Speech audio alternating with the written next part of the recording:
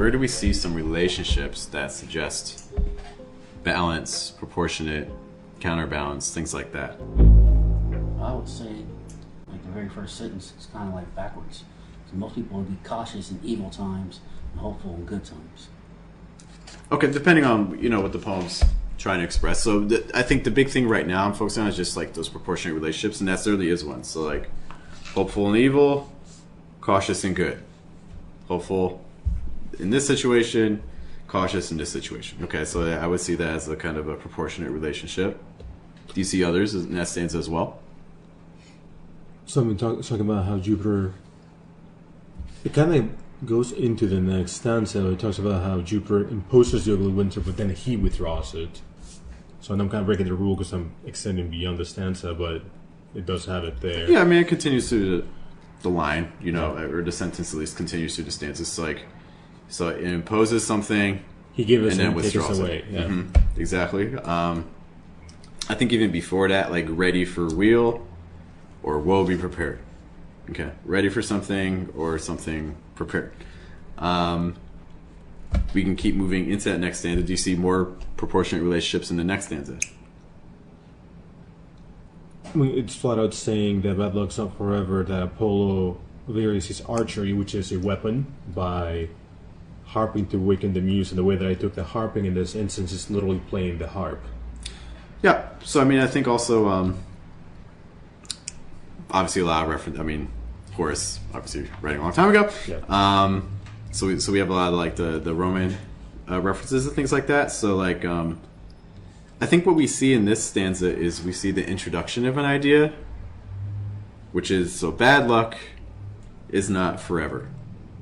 Okay, so this is another thing that I think in our writing, when we're thinking about proportion, we can also think about. Because there's times in our writing where we state something, you make your claim, and then when you make a claim, what do you need to do?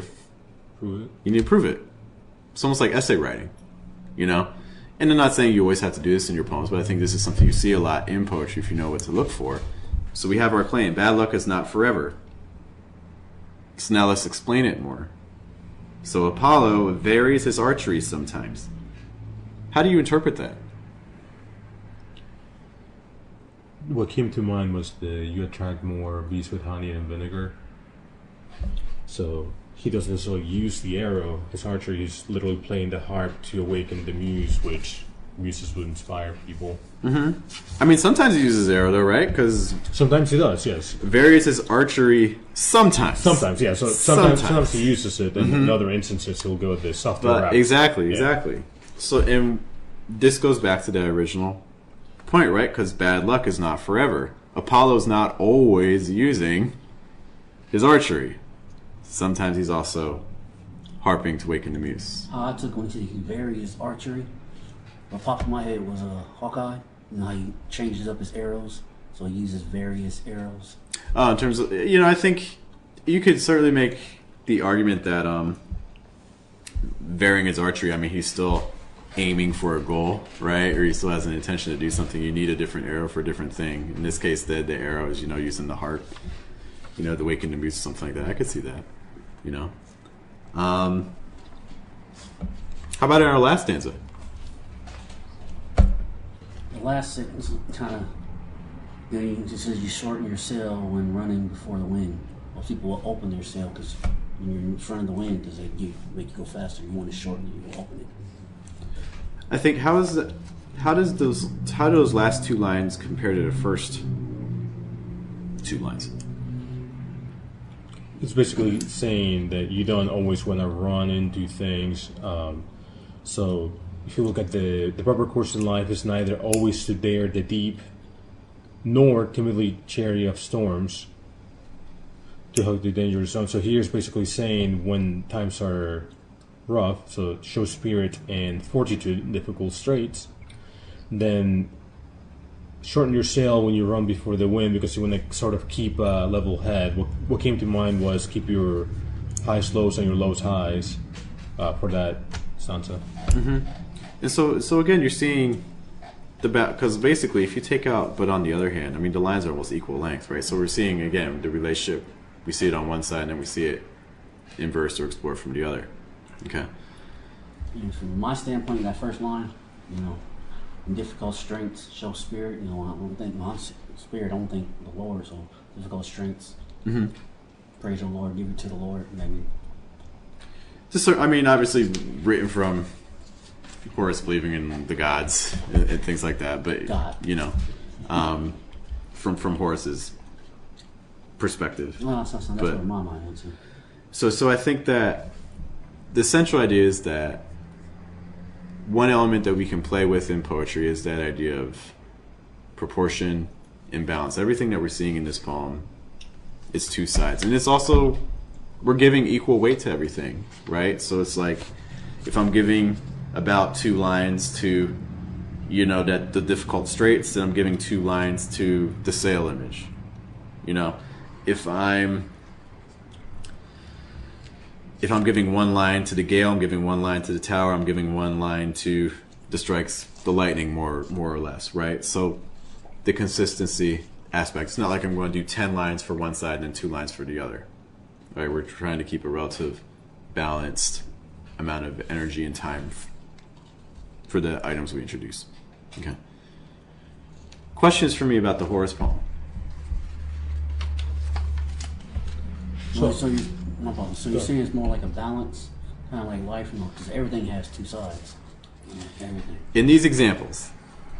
Everything is. Yeah. See, I mean, it's blank, but it has another side. For sure.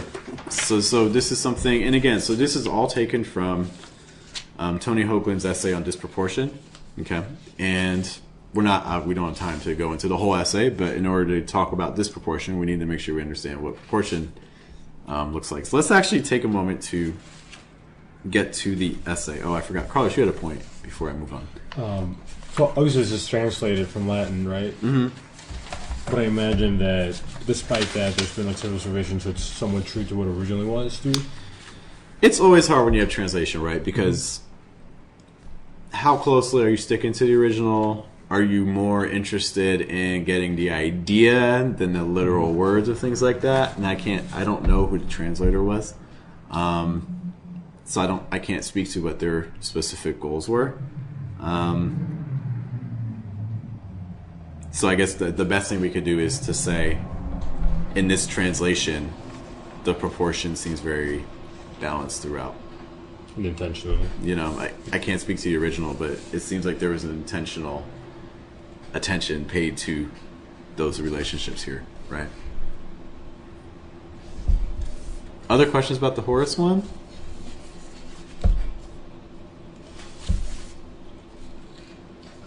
Can we reset? Like, since I showed up late, can we just reset time? Yeah, I mean, you didn't miss a ton. So again, this whole essay, and that's what we're actually going to dive into the essay itself. Like I said, we don't have time to look at the entire essay. This is just an introduction. If you are curious about it, again, the poet who wrote this, his name is Tony Hoagland. The whole essay itself, again, is called On Disproportion. There are ways you can find it online. I'm going to direct us to this final paragraph here. It's the paragraph that starts with really. Starts with what? Starts with really. Page 109? Yes, page 109. Okay.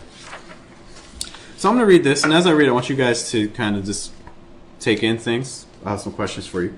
Okay. So really, it's remarkable reading this essay poem. Why do you think he says essay poem? Maybe Again, because it's talking about the Horace poem. Yeah, maybe because of the topic, it's almost giving advice, so in that sense it could be considered an essay. Mm-hmm. I think that. And it's a philosopher, right? I believe Horace is also a philosopher, so... I think that.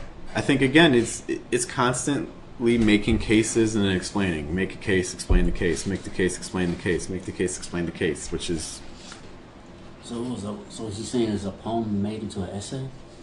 Or is the essay made into a poem? I think it's saying that it's, the first form is a poem, but there's essay elements that the poem consists of. There's a logic to it. There's a proof to it. There's an argument being made, right? to observe how persistent certain expectations about poetry have been. How common is it when you guys read poems, do you think, to see that sort of logic where it's like, hey, I stated something and now I'm going to explain it a little bit more? How often do you feel like you encounter that when you read poems or hear poems? I hear them sometimes. But I read a lot, so I haven't really read much of other people's poetry. That's why I like coming here and hearing other people's, sitting other ones. I hear it sometimes, but I haven't really read much poetry. I have other poetry books people get, but I haven't had time to read them. Gotcha. I would say it's fairly common. I would say it's the predominant form, but you see it often. So it's definitely something I think you can add to your toolkit. It's not something you necessarily have to do all the time, but I think I would encourage you to start recognizing, like, oh, they made a claim, now they prove their claim. I think you can find that fairly often, even today. You know, it's something Horace was doing a long time ago. It's something that we're still doing now, right? And in fact, that's what Tony says, right? The poetic standard of many contemporary poets is very congruent with Horace's model. We still see this. In means as well as theme. Okay, so and this goes into when we talk about proportions, there's different ways we show proportions. We can show proportions thematically. We can show proportions in terms of the structure. Carlos, you mentioned about, if you just using, even if you just use a form like quatrain, quatrain, quatrain, that's you're using it proportionately. If you have a poem about a relationship that's rocky, using the form to indicate that, so like maybe 2 lines when things are going great, so 2 line stanzas, couplets when things are going well in a relationship, then maybe either 3 lines or 1 line to indicate tension or lack of balance. Continuing, as it is a poem about keeping one's wits amid changing circumstances, and this poem is all about changing circumstances. Where do you see changing circumstances in this Horace poem? Where do you see the situations change? Almost in every stanza. Give me an example. So, gale shakes most the lofty pine, tall towers fall with the loudest crash, and the highest peaks most often are struck by lightning. Apollo versus archery, sometimes by harping. I'm going to pause you just on the ones with the nature images that you mentioned. It's like the gale shakes most the lofty pine. I mean, I think a lot of times when they're writing, the most powerful part of writing is the things, like the negative implications too. It's like the gale shakes most the lofty pine. That also kind of implies that there's times when there's not a gale and the pine's not shaking. In order to shake, there has to be times when you're not shaking. You know what I mean? Like the opposite has to also be true at points. Tall towers fall. Well, the tower has to stand first before it can fall. The highest peaks most often are struck by lightning. So if there is lightning, then there's also times when there's not lightning, right? So just kind of the implications that come in with the things that we introduce in our poems, and the more we can play with that. Continuing from there. The concrete materials of the poem are constantly shepherded and overseen by their own regularly reiterated thesis. We talked about this. Things get explained over and over again. The middle way is best. Be prepared. So all of these images, we're seeing the course that Horace wants us to go in. So basically he's giving lots of examples of like, hey, you don't want to be too tall. Hey, you want to do this in this situation, hey, like in evil times, you gotta be hopeful. Hey, when things are good, you still gotta be cautious, so like that constant kind of middle road. And I think this is something that we want to be thinking about in our poems is what's kind of the central message? Because if Horace just like wrote this poem and just like kept going, we might not have ended up like this. But if he starts the poem or maybe gets halfway through it or maybe writes even the first draft and then he's like, oh, you know what? I think the thing I'm really arguing is we need to, I I think the middle course is the best course for people. As soon as you can understand what the essential message of your poem is, then you can shape everything around it. So now I can find all these different images. I can find the image of the gale. I can, in height, I can find the image of being at sea. I can find all these things come together a lot more easily when you're like, oh, this is what my poem's trying to say. This is the message. How can I reiterate it? Okay. Continuing, in good essay form, the poem builds its case. Again, in terms of the argumentation we talked about, sandwich-like with alternate layers of assertion and illustration. Okay. It's not enough necessarily just to state the thing. In some ways, the illustration might be more powerful than the actual statement of it. Don't tell me. Yeah. No. Like if you, like right now, if you, let's imagine you wanted to add a little bit to Horace's poem. What's another image that we could do to convey that idea of, you know, the middle road is best. Don't lean too far any one way. What's another image that we could do to kind of follow through with that? Caesar reigns supreme, but he's also liable to get backside. Okay. Yeah, you know what I mean? Mm-hmm. Mm-hmm. Obviously, it's not very poetic, but that idea. For sure. I mean, it's not. We're not expecting like killer lines right now, but like, you know, but the central ideas. What's another image that we could do to kind of suggest to people, hey, the middle road, that's the way you need to go.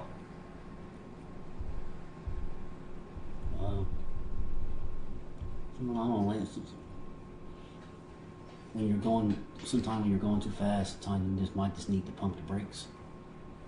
Okay. Okay. So like, I would even maybe could we even take it a step further? When's the time when you might be going too fast? You woke up late for work. Okay. You know, so like rushing to work or things like that. So like, because always trying to lean into the image as much as possible to put us there. You know, so these are things that we want to be considering. Can we get one more example? Having two friends, or having a lot of friends is good, but be wary of who your true friends are, type of thing. Okay. Or I would even say, to me, if the relationship is having lots of friends is good, like being social is good, but also having time for yourself, you know, like, but I could see that argument as well. You know, so something like that. Continuing. The poem achieves its depth, its third dimension, as the reader's eye is directed back and forth. And we talked about that constant pull back, you know, not only, but also, neither nor. Between the levels of the universal and the particular. Okay, so we can't just stay at the grandiose. At some point we gotta go in, put me in the specific moment. The imagery drawn principally from weather and navigation. I think this speaks in general to understanding your word choices in your poems. This also speaks to proportion. If you're like identifying maybe a theme that fits with the message you're trying to say. Okay, so for instance, maybe just focusing on, maybe in your first draft you have all kinds of season words and things like that. Maybe how's the poem change if it's just focused on a single season? You know, what if it is only winter images? You know, so really trying to narrow in, how can we, after your first draft is done, how can we focus more and not be so broad? Inconsistent in nature and degree, type, and scale. These figures digress, but briefly and always relevantly. The poem never adheres to its details or lingers over them, but proceeds at a steady pace. And that's another element, I think, of the proportion. So we're introducing all these elements, we're making all these cases, but each is getting the same amount of time. It's not like I'm spending 10 lines on one idea and then 2 lines on another. I'm being proportionate. I'm giving equal slices to everybody for the balance. How often do you find you guys doing this in your own writing? I think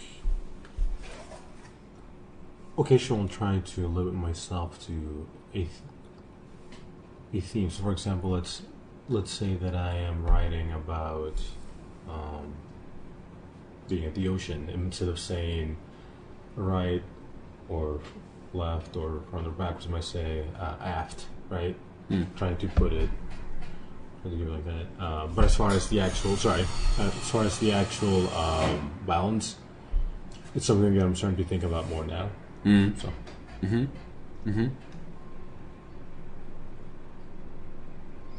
Leland, any thoughts, sir? You said something earlier. I had a question. Now I can't remember what you said.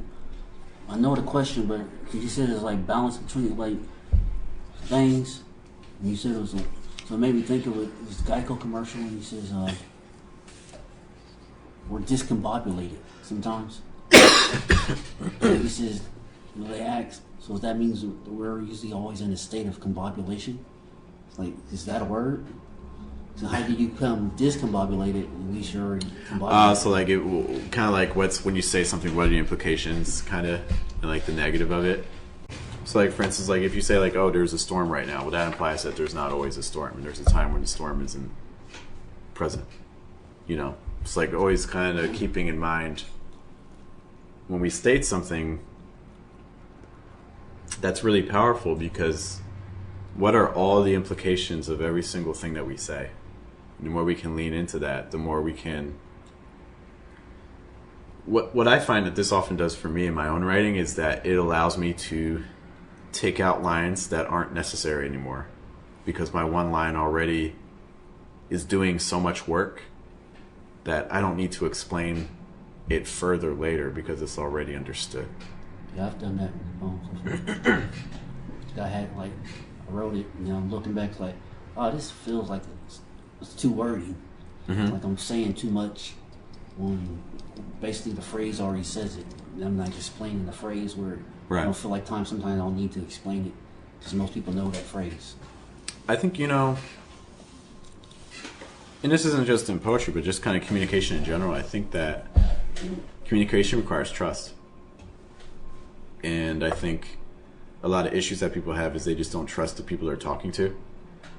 It's what you see people do. You see people doubling down on what they say, or repeating what they say, or saying the same thing 10 different ways, when in reality, no, we got the message the first time. You just don't. You don't trust the listener, which also kind of implies that you don't trust the way that you convey information to your listener. You know.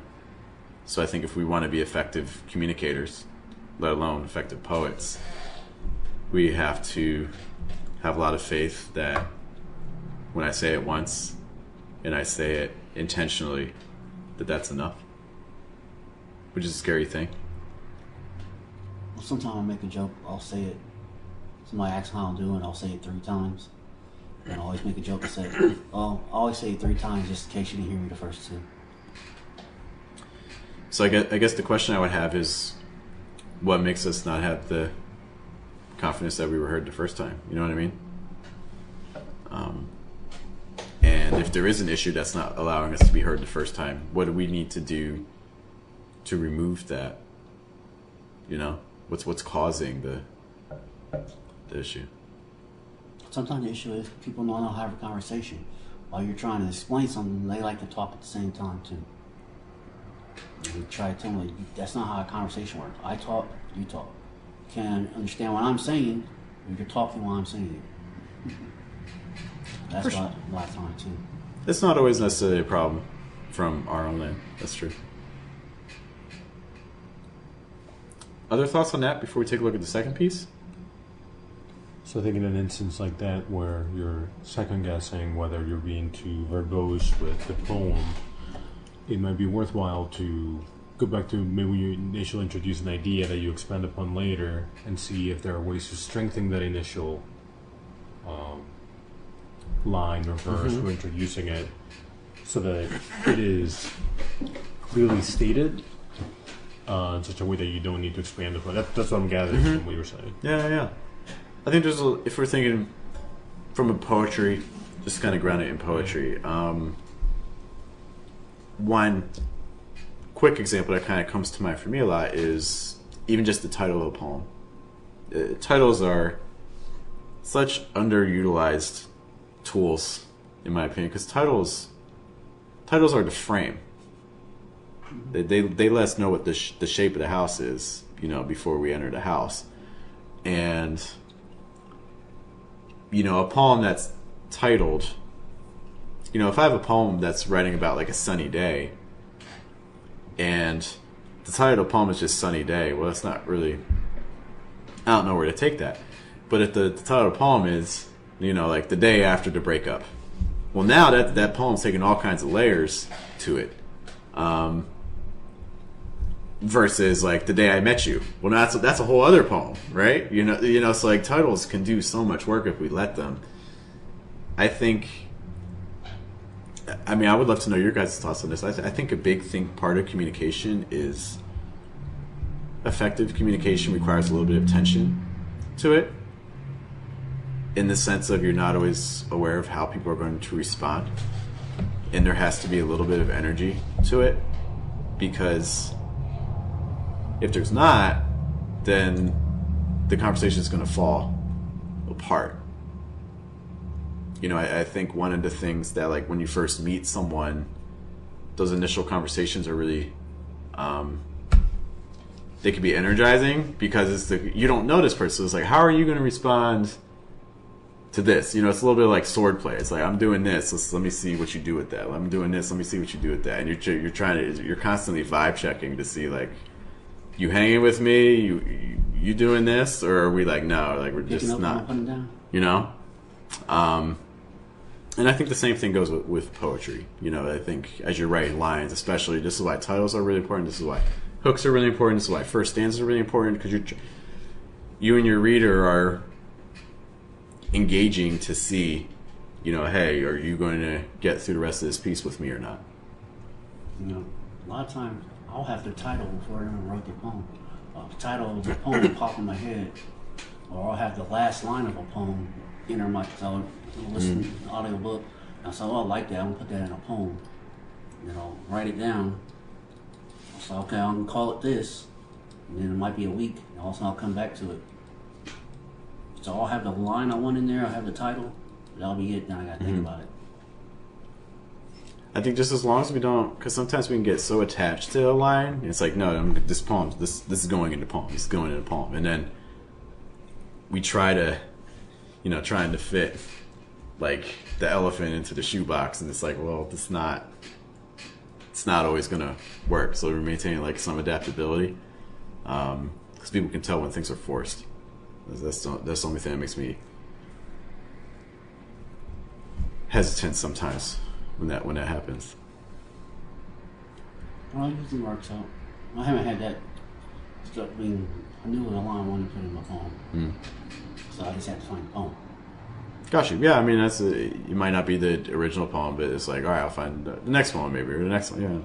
Yeah. There's that book I made. I had a poem that was gonna put in there, and I had it titled one thing, but it wasn't ready. I didn't like it. That's why it's not in the book. So I was going back through it. I even renamed it.